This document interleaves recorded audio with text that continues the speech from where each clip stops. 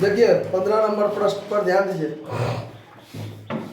A B का निम्नलिखित चिट्ठा है जो लाभ हानि को बराबर में साझेदार है। लायबिलिटी साइड में आपको क्या सब दिया हुआ है, तो कैपिटल दिया हुआ है, ए बी का क्रेडिटर है और एज लोन है।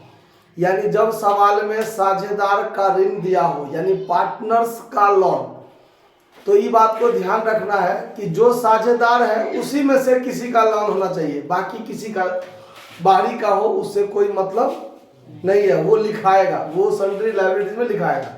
लेकिन यदि पार्टनर्स लोन हो तो वो बाय डियलाइजेशन अकाउंट के क्रेडिट में लिखता है ना सन्ड्री लायबिलिटीज, उसमें वो नहीं लिखाएगा। तो जैसे यहाँ ए का ऋण दिया हुआ है तो ए का ऋण और बी का ऋण, यानी ए बी साझेदार है तो ए का ऋण और बी का ऋण रहेगा तो नहीं लिखाएगा, उसका अलग से खाता खुलेगा। लेकिन ए और बी का ऋण छोड़ के दुनिया में किसी का भी लोन होगा तो बाय सन्ड्री लायबिलिटीज में यहाँ पर लिखाएगा। ये बात को ध्यान रखना है। तो अब देखिए, अब जैसे आपको बैलेंस शीट दिया हुआ है तो बैलेंस शीट के एसेट साइड में मशीन, प्लांट, डेटर और बैंक, ये 3 आइटम है। तो बैंक तो मान लीजिए नहीं लिखाएगा, छोड़ दिया जाएगा, लेकिन बाकी सभी संपत्ति को लिखेंगे। तो यहाँ पर लिखेंगे to sundry assets, to sundry assets. इसमें क्या सब होगा देखिए, मशीन है 9000, मशीन 9000 रुपया है। प्लांट कितना का है, प्लांट 10,000 का, प्लांट 10,000। डेटर कितना का है 2500। बस हो गया, 3 ही संपत्ति है, तीनों को जोड़ दीजिए 12 9 21,500। फिर बाय सन्ड्री लायबिलिटीज के भीतर सिर्फ एक होगा बाय सन्ड्री क्रेडिटर, तो सन्ड्री क्रेडिटर कितना का है 3,000 का, तो बस यही जो होगा। ठीक है।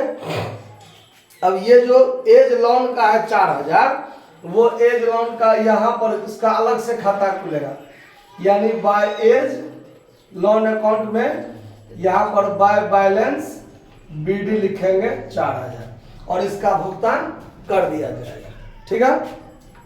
अब चलिए, संपत्ति लिखा गया, लायबिलिटी लिखा गया। अब इसका वसूली के संबंध में क्या करता है, तो मशीन पुस्तकीय मूल्य से 20% कम पर वसूल हुआ। और देखिए, जब वसूली का क्रम होगा तो यहाँ पर हम लोग बाय कैश या बाय बैंक लिखते हैं, लेकिन सवाल में बैंक है तो by bank account assets realise लिखेंगे और लास्ट में यहाँ पर कैश अकाउंट नहीं बैंक अकाउंट खोलेंगे। ठीक है।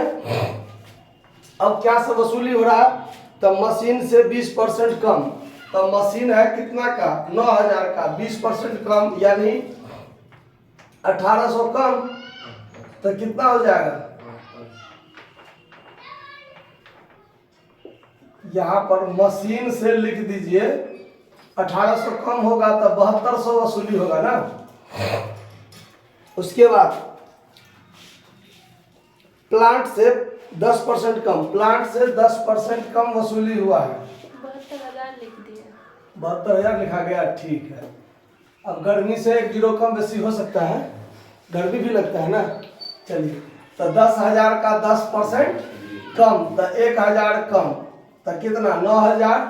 उसके बाद डेटर से कितना वसूली हुआ है 2,000 रुपया, ये कह दिया है, डेटर से 2,000 रुपया वसूली हुआ। अब 9 2 11 7 18,200 रुपया आपको वसूली हुआ। उसके बाद डेबिट में वसूली व्यय भी है आपको 500 रुपया, देख लीजिए। तो टू बैंक अकाउंट एक्सपेंस वसूली व्यय कितना है 500 रुपया, तो ये 500 रुपया उसका खर्चा हो जाएगा। फिर एक बार लिखेंगे to bank account liability paid, तो लायबिलिटी पेड था 10% कम पर करना, यानी क्रेडिटर को 10% कम पर भुगतान करना। तो 3,000 का 10% 300, 300 कम भुगतान करना है तो कितना करना है 2700 पेमेंट करना है, बात खत्म। देखिए, डेबिट साइड क्या है, ज्यादा है, तो ये हो गया आपको 22,000, दोनों को मिला के इसमें प्लस कर दीजिए 2700, यानी 24,700, यहाँ भी 24,000। इसमें से 18 3 21,200 घटा दीजिए, 21,200 घटा दीजिए तो 3500 रुपया का लॉस हो गया। ये लॉस सभी साझेदार बांट लेंगे। तो by partners capital account loss, साझेदार कौन सब है? ए बी बांटेगा। किस अनुपात में बांट लेगा? तो लाभ बांटने का अनुपात है बराबर बराबर, यानी 1750 ये लेगा, 1750 ये ले लेगा। क्लियर? अब उसके बाद जब एज लोन अकाउंट खुलेगा तो बाय बैलेंस बीडी 4000, वही 4000 इसको पेमेंट कर दिया जाएगा।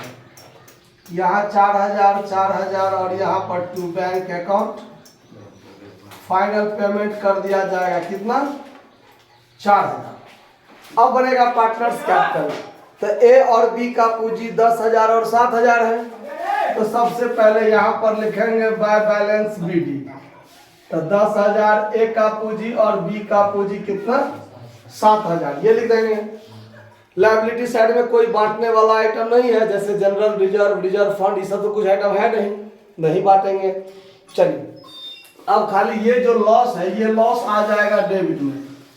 To realisation account loss 1750 A बांटेगा, 1750 बी बांटेगा, और कुछ नहीं है, बस खत्म। 10,000 ये 7,000, ये भी 7,000, इसमें से इसको घटा दीजिए, जो होगा वो to bank account final payment कर देंगे। आया बात समझ में?